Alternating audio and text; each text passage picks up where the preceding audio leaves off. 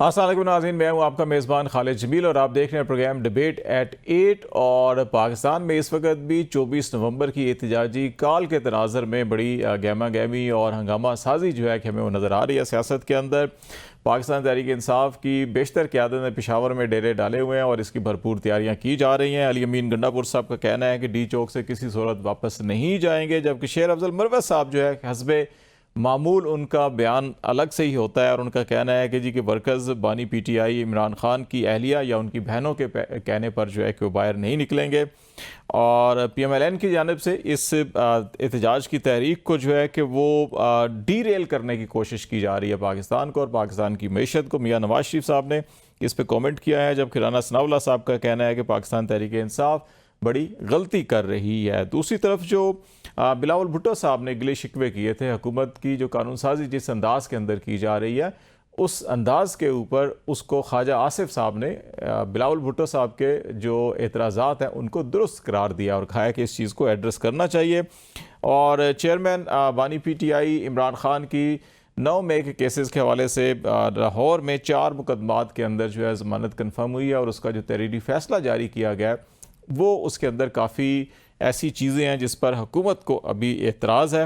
और सबसे एक और अहम मामला जो है कि वो VPN का इस्तेमाल वो गैर शरई करार दिया गया और उसकी कुछ चीज़ें जो हैं कि उसके ऊपर भी हम डिस्कस करेंगे। 3-4 अहम मौज़ूआत हैं जो आज हम बातचीत करेंगे। अली गौहर बलोच साहब पाकिस्तान मुस्लिम लीग नून के सीनियर रहनुमा हमारे साथ होंगे। डॉक्टर सेनेटर हुमायूं मोहम्मद साहब पाकिस्तान तहरीक इंसाफ से आपका तल्लक है और रज़ा हारून साहब पाकिस्तान पीपल्स पार्टी से आपका तल्लक है। बहुत शुक्रिया आप तीनों मेहमानों का।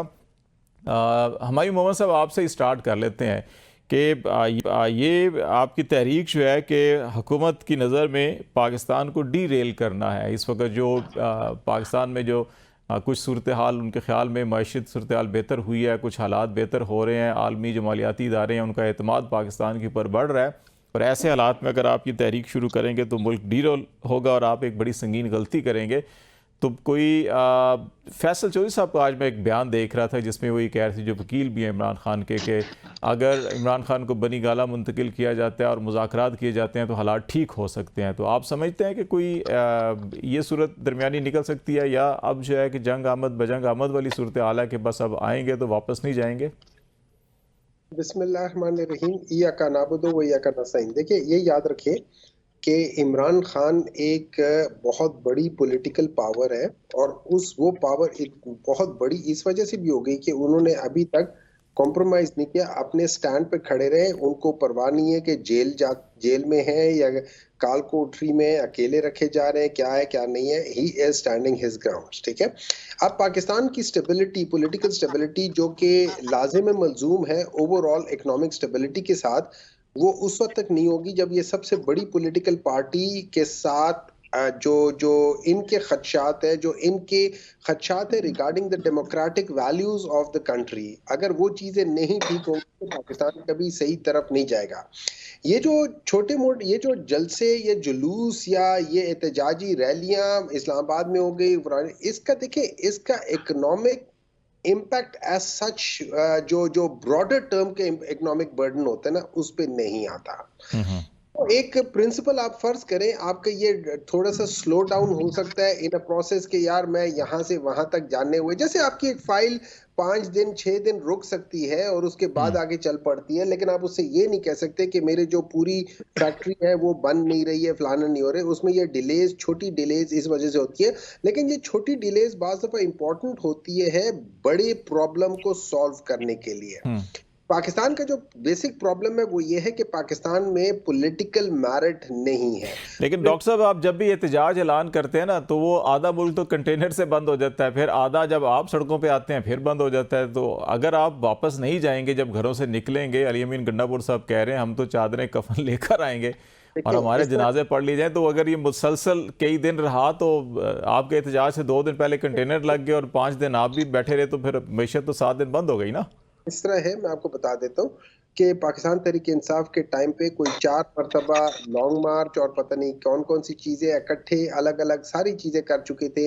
हमने कराची से वो एक बोगी भी देखी थी जो आई थी भर के लॉन्ग मार्च करके, वो शायद पूरी बोगी भी नहीं भरी थी, उस पर आधी सीटें खाली थी। लेकिन anyway, beside the point, it doesn't matter ये जब सारी चीजें होती है उसकी वजह से इकोनॉमी को कोई फर्क नहीं पड़ा। इकोनॉमी पाकिस्तान तहरीक इंसाफ के जमाने में 2 दफा कंसेक्टिवली 6 जीडीपी को टच किया था। लार्ज स्केल इंडस्ट्री जो आज के दिन में सितंबर 2024 और अगस्त 2024 में -2 और -1 पे थी, वो 11% पे या 17% पे ग्रो कर रही थी। ये सारी पॉलिसीज जो होती है ना अपनी जगह पे चल रही होती हैं, उनका इस चीज से ताल्लुक नहीं होता। हाँ, छोटा मोटा बात जगहों पे आप ये कह लें कि कुछ डिले, कुछ ये चीजें हो सकती है, इम्पैक्ट पड़ सकता है। रजा साहब आपकी तरफ मैं आ जाता हूँ ज़रा कि आपके हवाला अभी जो लॉन्ग मार्च वो ट्रेन वाला आपका था पीएस पार्टी का, पीटीआई दौर के अंदर नून लीग ने भी महंगाई मार्च किया, आपने भी किए, जेयूआई ने भी अर्ली पीटीआई के गवर्नमेंट के दौर में किया, बाद में भी किए गए थे। तो हमायूं साहब कहते हैं कि नहीं, मईशत पे तो इतना असर नहीं पड़ सकता, पॉलिटिकल एक्टिविटीज़ होनी चाहिए, होती रहनी चाहिए, लेकिन आप समझते हैं कि ये सारे हम बार बार चीज़ें वो दोहराते रहें, या फिर यह है कि कोई बैठकर इसका कोई सलूशन भी निकाल लें कि अच्छा, आप जैसे फैसल चौधरी कह रहे हैं कि ठीक है, अगर आप सियासी कैदियों को एक तरफ रिलीफ देते हैं और फिर बात करते हैं तो शायद बात आगे बढ़ जाए।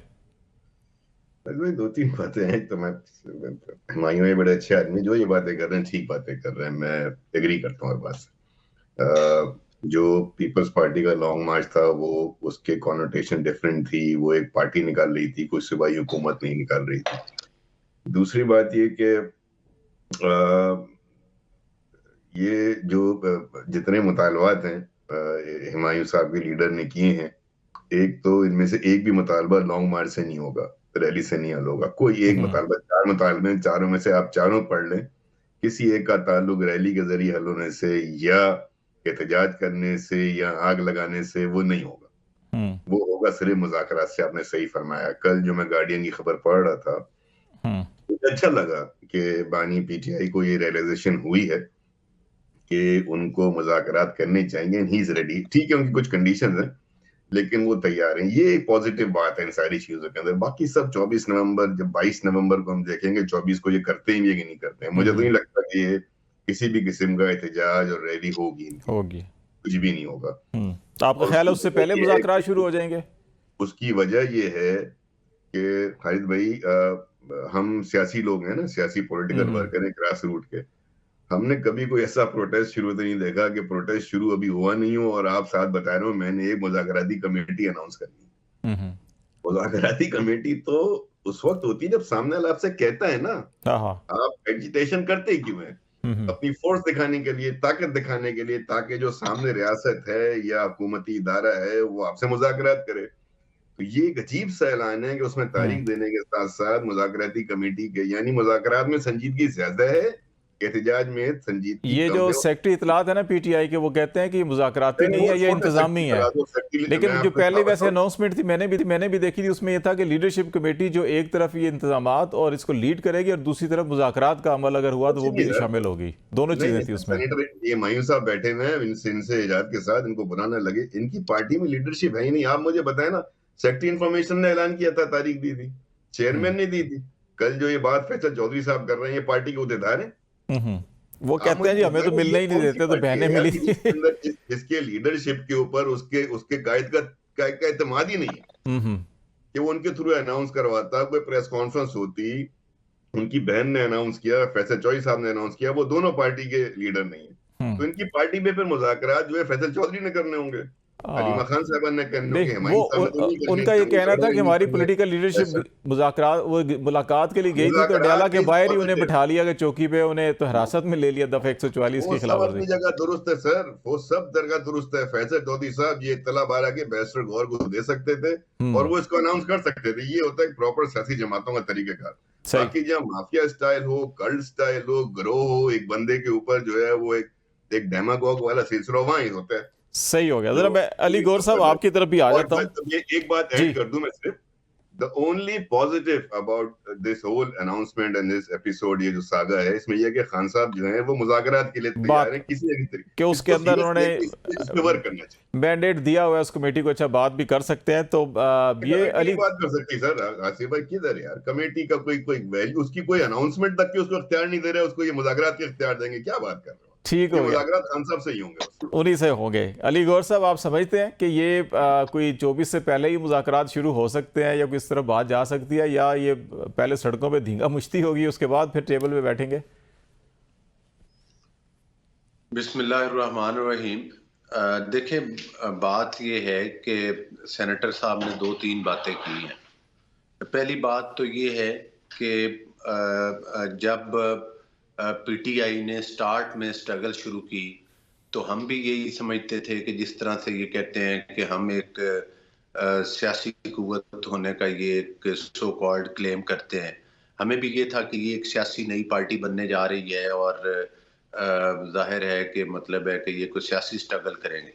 लेकिन बुनियादी मायूसी तो उसी वक्त शुरू हो गई थी जब परवेज मुशर्रफ के रेफरेंडम में इन्होंने उसका साथ दिया। बाद में परवेज मुशर्रफ ने अपने इंटरव्यू में कहा कि ये इमरान अहमद नियाज़ी साहब जो हैं ये कुछ सीट्स मांगते थे ज़्यादा। मैंने इनको बोला कि आपकी 1-2 सीट से ज़्यादा नहीं हैसियत, तो आपको कितनी सीटें दे दें।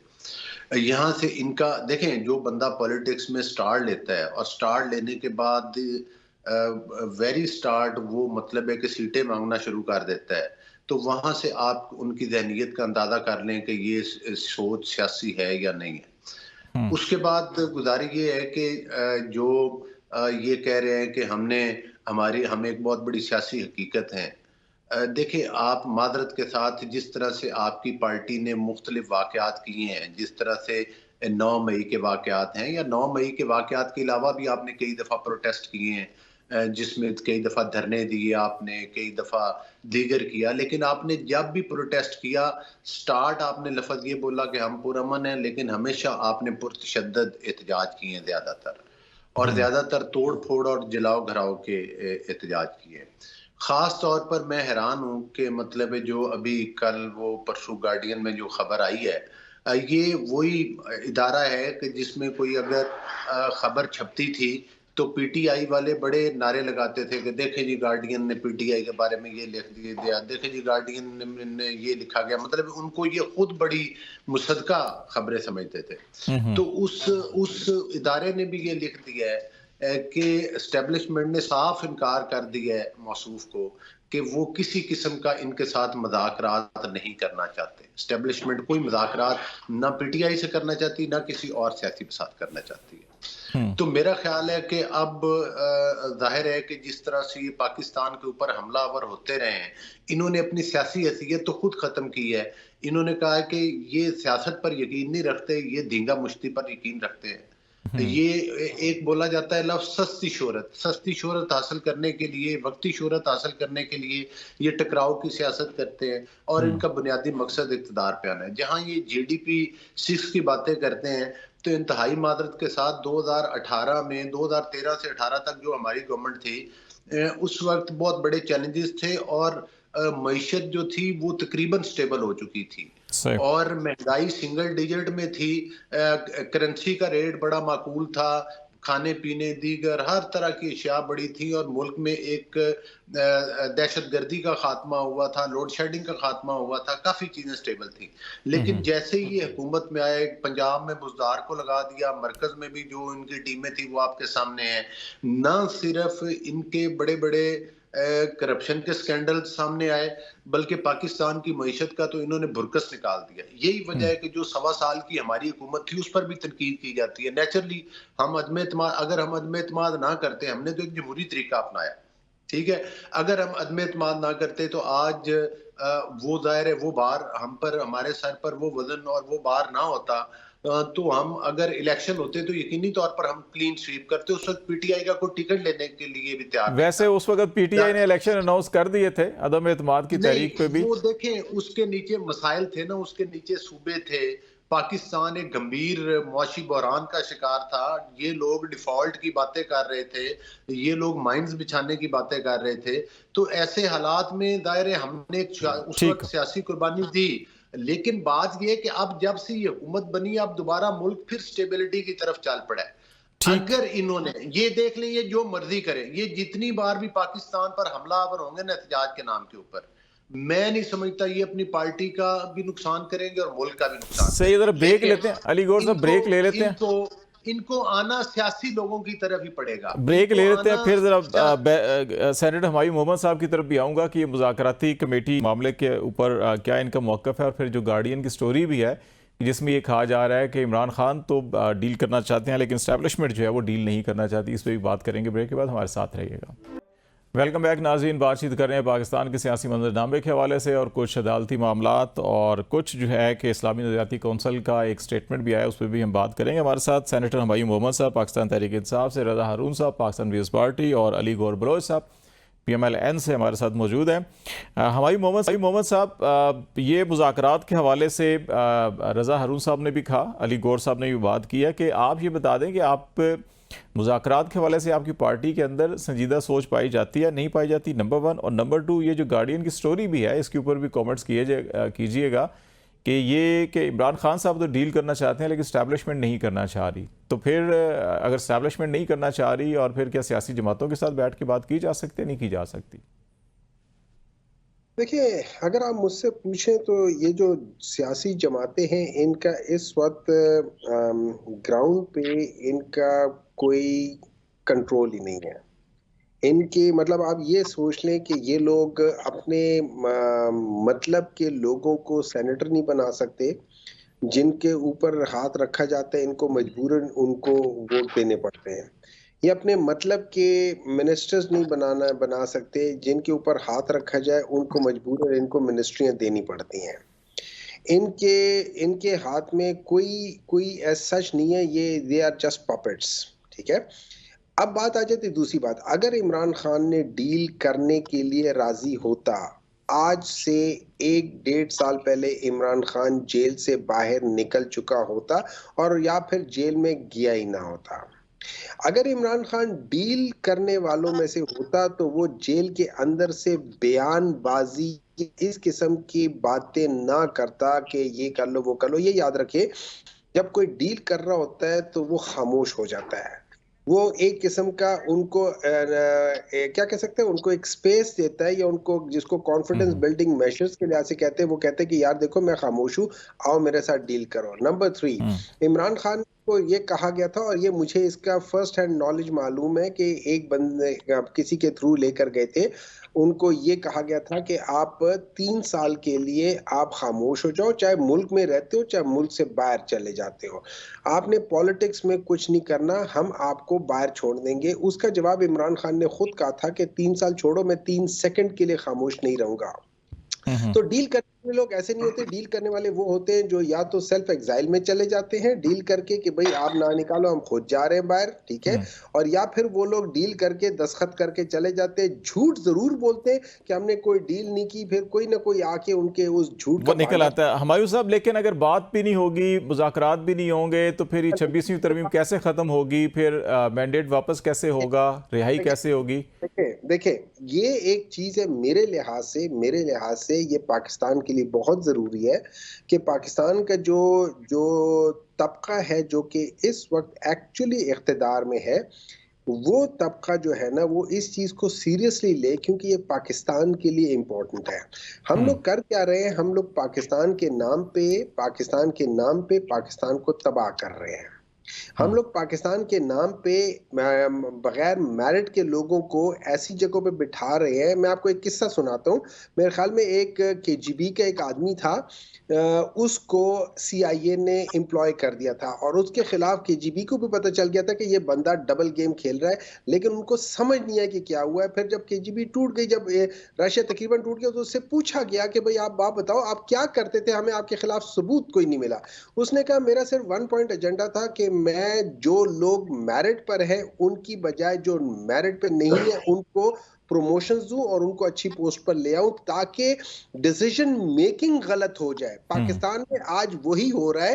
पाकिस्तान में जो मेरिट पे लोग हैं उनको नहीं रखा जा रहा, चाहे वो पॉलिटिकल मेरिट है, चाहे वो ब्यूरोक्रेटिक मेरिट है, चाहे वो किसी भी इदारे के मेरिट है, उनको वहां से नहीं लिया जा रही। और आप इसीलिए मैंडेट को भी मेरिट समझते हैं कि अवाम मेरिट जो मेयार है वो मैंडेट ही होता है, और जिस पे अमल असल तो मेरिट ही यही है। देखिए, जब आप मैंडेट का मेरिट को नहीं करेंगे, अवाम जब आपको कहती है कि आप हमें रिप्रेजेंट करें और आप उसी को हटा देते, तो वो बंदा तो फिर फैसला साजी दुरुस्त नहीं होती। जरा रज़ा हारून साहब, एक तो ये कि इसका एहतराम होना चाहिए, और मैंडेट का एहतराम हर सियासी जमात, चाहे वो वोट को इज्जत की बात होती है, चाहे पीपल्स पार्टी का नैरेटिव है, MQM जितनी जमातें हैं, JUI, सबका यही ख्याल है। एक इस पर आप कमेंट कर लीजिए।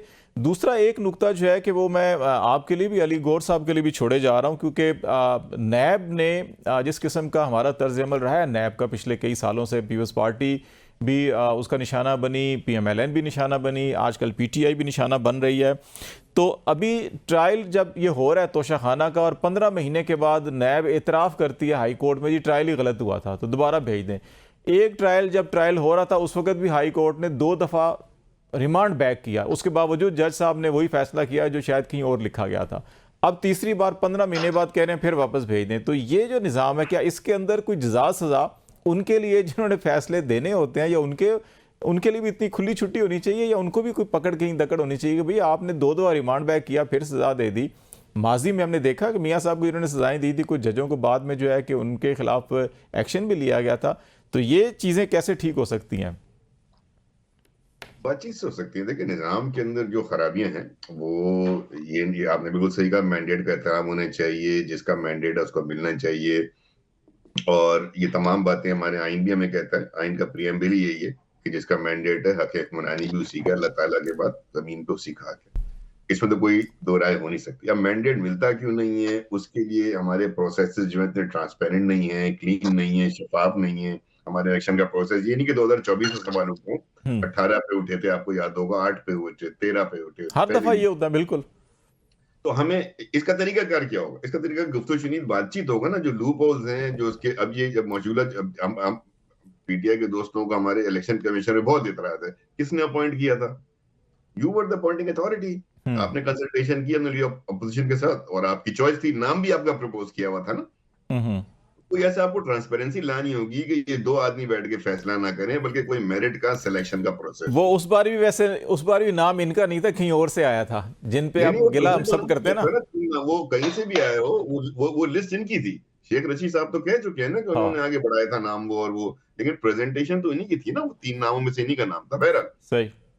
देखिए, मैं एक बात समझता हूँ, अभी मैं गार्डियन की खबर के हवाले से आपने बात की, उसमें 2 बातें बहुत हैं। मैं ना, खान साहब ने ये बात जो हिमायू भाई कह रहे हैं, खान साहब ने इसकी नफी कर दी है कि जब से वो अरेस्ट हुए अगस्त से, उनकी कोई पर्सनल एंगेजमेंट जो है आर्मी के साथ, एस्टेब्लिशमेंट के साथ नहीं हुई है। ये कैटेगोरिकली उन्होंने डिनाई कर दिया। तो डील करूंगा नहीं करूंगा, ये सब खामख्याली वाली बातें हैं, मतलब खुश होने वाली, खुशहमी वाली बातें। खान साहब तो इनकार कर रहे हैं। दूसरी बात, अगली लाइन में वो ये कह रहे हैं कि he would not rule out doing a deal with the Pakistan powerful military establishment. यानी एक अभी तक कोई राब्ता ही नहीं हुआ है ना। वो तो खान साहब खुद फरमा रहे हैं ना, कोई राब्ता ही नहीं हुआ, तो डील हुई नहीं हुई, मना किया नहीं किया, जेल में रहूंगा, बाहर नहीं आऊंगा, ये तो कहानी है सारी की सारी। उन्होंने खुद इसको मना कर दिया। क्या रहे हैं वो? बड़ा अच्छा शेर है, मैं सुना देता हूँ। ये खान साहब की प्ली ये है कि अगर वो पूछ ले हमसे तुम्हें किस बात का गम है, तो फिर किस बात का गम है अगर वो पूछ ले हमसे। तो भाई जिस दिन वो पूछ लेंगे, बातचीत हो जाएगी, डील हो जाएगी। ये वो डील करना चाह रहे हैं ना, गार्डियन की खबर में वो डील करना चाह रहे हैं। तो बस वो पूछ लें जिन्होंने पूछना है। खान साहब तो तैयार है, he is ready for a deal. NRO 2 कह लें उसको, NRO 3 कह लें। ये मैं इस बात को खुशाइन समझता हूँ। एक जो डेडलॉक हुआ है, पार्टी जो है वो बे लीडर चल रही है, इतनी ये इसमें कोई शक नहीं कि पीटीआई की एक एस्टैब्लिश मास सपोर्ट है, हम इससे इनकार नहीं कर सकते, हकायक से इनकार नहीं कह सकता। लेकिन बिना लीडर और ऐसे जिस तरह के इनके लीडरान के जो बाहर हैं बयानात आते हैं, जिनके आप नाम ले रहे हैं, कोई सर पे कफन बांध के चल रहा है, कोई पता नहीं क्या करके चल रहा है। भाई आप एक पुरअमन जुलूस लेकर आ रहे हैं ना, कफन क्यों बांध रहे हैं भाई? रजा साहब जरा इस तरफ आ जाए। ये नैब का जो 15 महीने बाद कहते हैं जिन्हें ट्रायल ठीक नहीं हुआ था, पहले भी 3 दफा ट्रायल बैक हुआ, तो अब फिर वापस भेज दें, तो ये निज़ाम अगर ऐसे चलेगा, फर्ज करें कि यहाँ पे इमरान खान नहीं, यहाँ पे नवाज शरीफ साहब हों या जरदारी साहब हों, और उनको 15 महीने जेल में रख कर ट्रायल के दौरान भी 3 दफा रिमांड बैक हुआ, और फिर 15 महीने बाद कहा यानी फिर से अब अलवेसी फिर हम शुरू करें, तो ये क्या, इस निज़ाम पे हम क्या करेंगे? ये तो देखिए ना, ये आपने बिल्कुल सही कहा कि कोई भी डिटेन्ड हो इस इल्जाम के तहत और इतना लंबा केस चलाने के बाद आप उन्हें जी सब मिटा एक बारी और, चलो जी एक बारी और शुरू करते हैं, ये तो जोक है, मजाक है। अब जिस कोर्ट में वो मैटर है, मेरे ख्याल में high court, Islamabad high court में है। अब उस हाई कोर्ट के जज का काम है ना ये, अगर मैटर सब जुडिस है, उसके सामने एक सिचुएशन आ रही है, ही हैज टू और she has to give a judgement. वही तो उनके हाथ। अब ये इसीलिए तो कहते हैं अदलिया की आजादी, अदलिया का इंसाफ, वो यहाँ नजर आएगा ना। और इस बात से मैं अग्रीड हूं। मैं पर्सनल, मेरा ओपिनियन यही है कि आप 1 साल केस चला के मतलब आप खड़े हो जाएं वहां और बोलेंगे जी केस में तो चला ही ठीक नहीं, दोबारा शुरू करें। तो यार वो जो बेचारा जो भी आदमी हो, अभी तो चले बानी पीटीआई हैं, इससे पहले आपने सही फरमाया कि और पार्टियों के जरदारी साहब कई साल देखे ना भुगता उन्होंने, नवाज शरीफ साहब, मरियम साहिबा, ये सारे शाहिद खाकान अब्बासी, साद रफीक। तकाज़े पूरे ना करना है और किसी की शख्सी आजादी को आप इस तरीके से नहीं कैद करके रख सकते ना, दिस इज रॉन्ग। लेकिन अगेन मैटर इज सब जुडिस before the court. High court जज साहिबान जो है बेहतर कॉम्पिटेंट है इस मामले में फैसला वो करना चाहिए। अली गौर साहब, आपका क्या ख्याल है कि आप नैब के प्रोसिक्यूटर का 15 महीने बाद ये कहना है जी उस वक्त भी ट्रायल ठीक नहीं हुआ था, 2 बार रिमांड बैक हुआ था, और अब जो फैसला हुआ 15 महीने बाद कहते हैं वो भी ठीक नहीं हुआ था, रिमांड बैक दोबारा कर दिया, अभी ट्रायल ही ठीक नहीं हुआ था सारा। देखिए बात ये है कि जिस वक्त हमने असम्बली के अंदर वो नैब की तरमीम लाए और जिस वक्त इनकी गवर्नमेंट थी उससे पहले, और एक दफ़ा मुझे याद है कि इनके साथ मुज़ाकरात हुए थे, तो उस वक्त ये मुज़ाकरात के बाद ये मजाक उड़ा रहे थे शाह महमूद कुरैशी और इनके वो लोग, देखें जी ये तो हमसे एनआरओ मांग रहे हैं।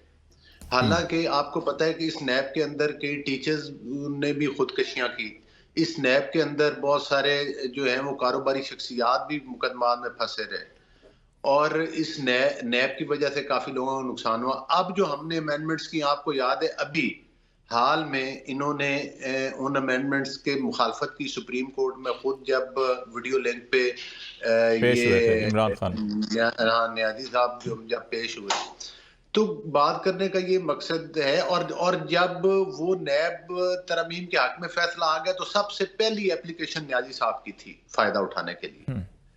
तो इनके हाथी के दांत खाने के और दिखाने के और दूसरी बात ये है कि ये जाहिर है कि जब आप साबका अदवार में अपने मुखालफिन को जेलों में बंद करके बगले बजाते थे और 90 दिन का रिमांड खवातीन का पूरा होता था, मरियम साहिबा उन अकूबत खानों में भी रही, हवालात तो और बात है, जेल जाना और बात है। आपको पता है कि जो नैब के इन्होंने वो अकूबत खाने बनाए हुए थे और जिसके अंदर वो रोटी नीचे से उनको फेंकी जाती थी, और वो एक खातून होकर भी उसमें रही। फिर बाकी ये वैसे अली गौर साहब, ये हर दौर के अंदर सिर्फ आपका नहीं, मैं पीटीआई नहीं आपकी या पीएसआईडी, ये अंदर वो जो इदारों के अंदर जो हथकंडे इस्तेमाल किए जाते हैं ना मनफी, ये रहे हैं। मैं ज़रा ब्रेक ले लेता हूँ, ब्रेक के बाद अली साहब आपसे ही मैं स्टार्ट करूँगा इसी नुक्ते के ऊपर, और फिर जो हम टेक्नोलॉजी का मिसयूज़ रोकना और टेक्नोलॉजी को ही बंद कर देना या उसको गैर शरई करार देना, ये कितना दुरुस्त रवैया, इसके ऊपर नाज़रीन हम बात करेंगे ब्रेक के बाद। हमारे साथ रहिएगा।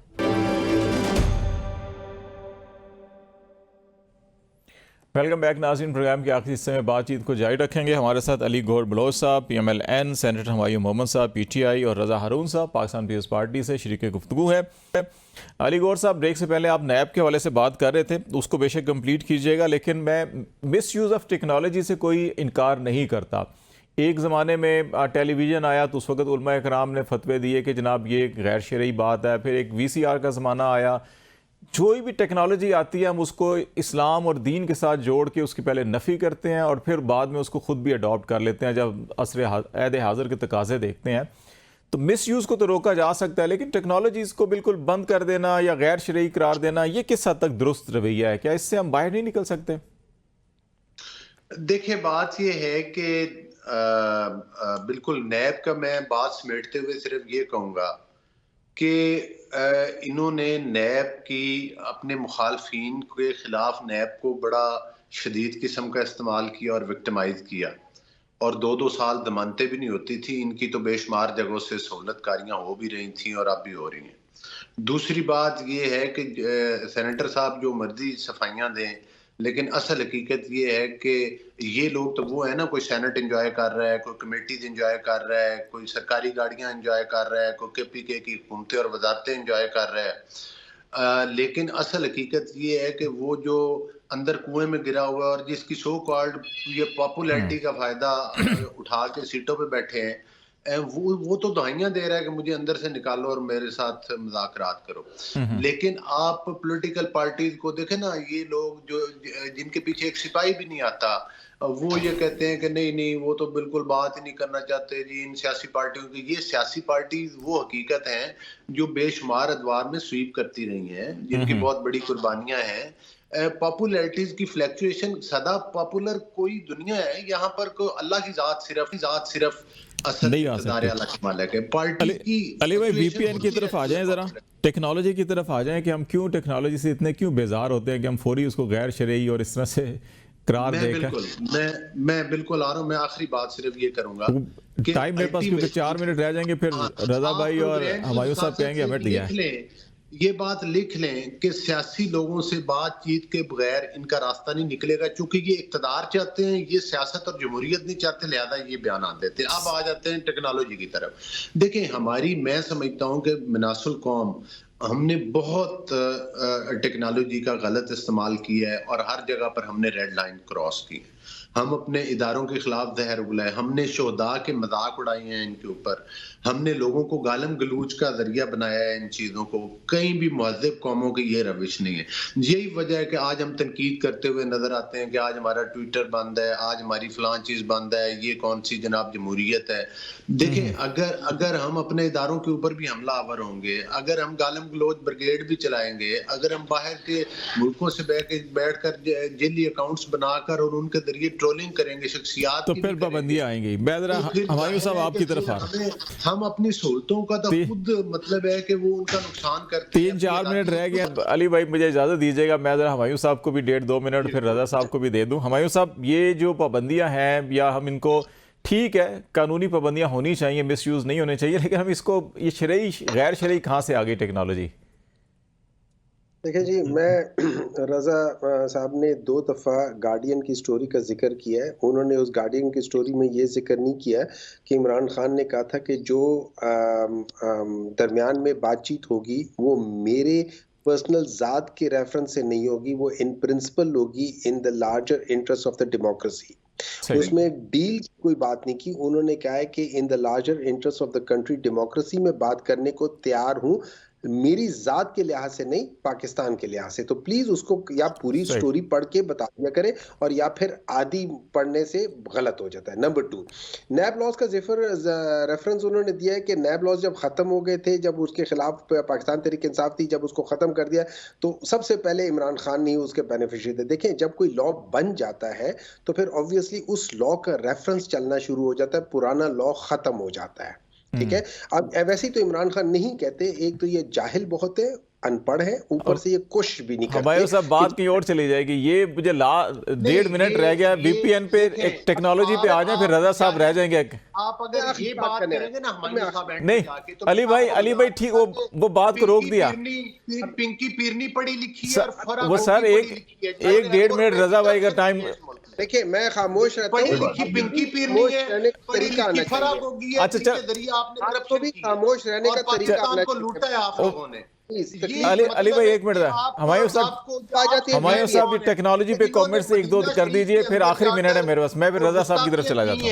और वहां पर अली भाई 1 मिनट हो गया ना, प्रोग्राम में भी बैठकर आप बेहुदा गुफ्तगू करते, यही पता चलता है कि आपके अंदर तो शैतान। अच्छा चले, रजा भाई वीपीएन पे आ जाए। ये शरई गैर शरई क्या होती है टेक्नोलॉजी, आप मुझे बता दें। अनपढ़ लोग बात करेंगे ना तो आपको पिंकी